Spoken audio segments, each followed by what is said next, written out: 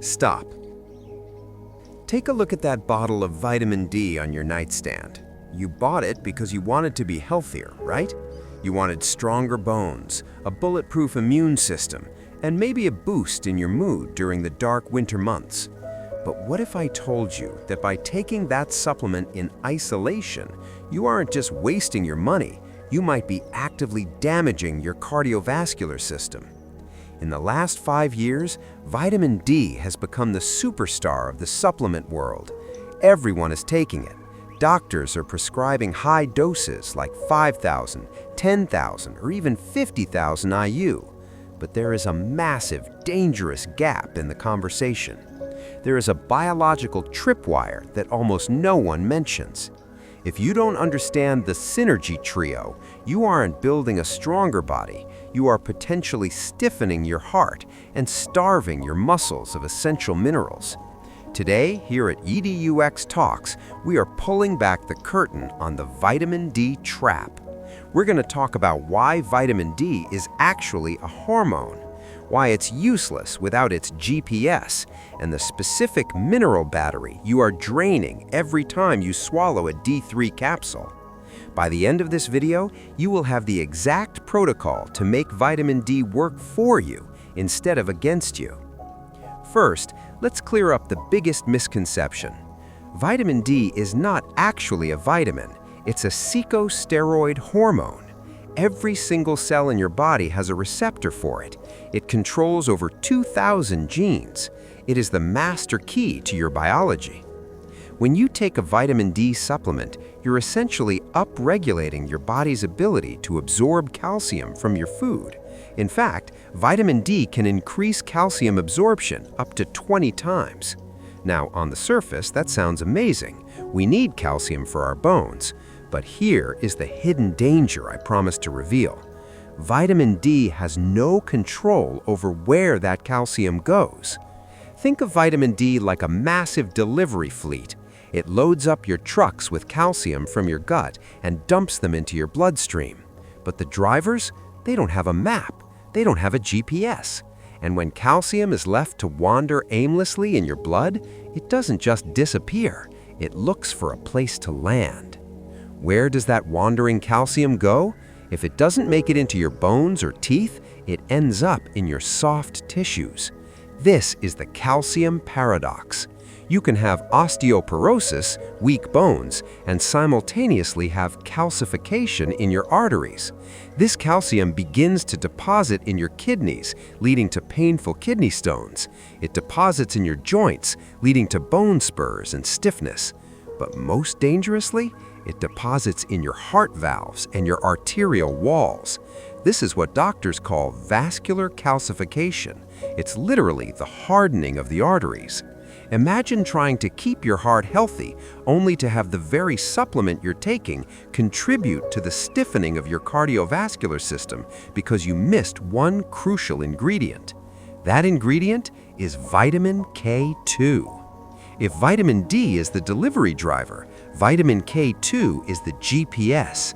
K2 activates a specific protein called osteocalcin, which acts like a magnet, pulling calcium out of your blood and locking it into your bone matrix.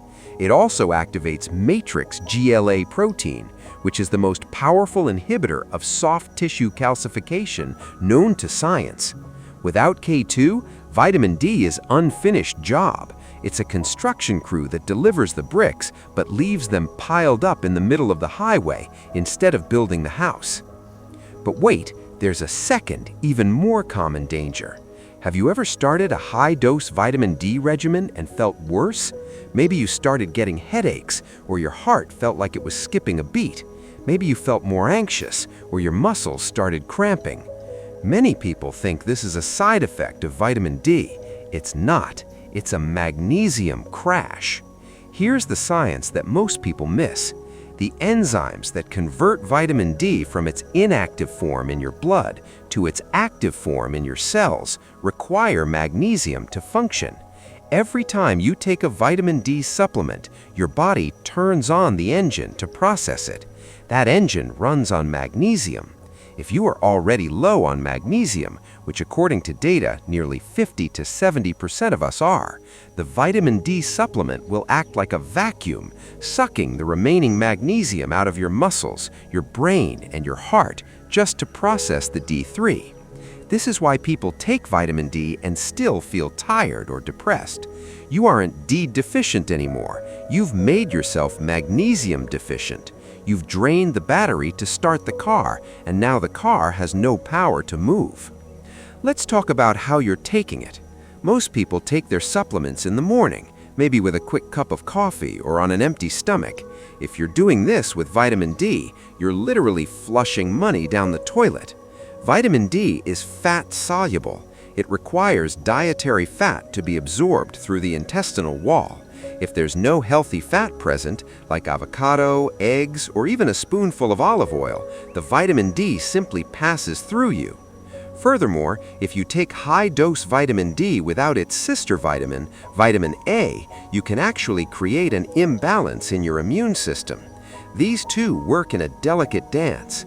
While vitamin D3 helps with immune signaling, vitamin A helps with the barriers, your gut lining, and your skin. You need the whole team, not just the star player. So does this mean you should stop taking vitamin D? No, it means you need to stop taking it wrong. Here is the EDUx Talks protocol for safe, effective vitamin D optimization. 1. The golden ratio. For every 5,000 IU of vitamin D3 you take, you should aim for at least 100 micrograms of vitamin K2 in the MK7 form. MK7 stays in your blood longer than MK4, providing 24-hour protection for your arteries. 2. The magnesium buffer. Never take vitamin D without also supplementing magnesium.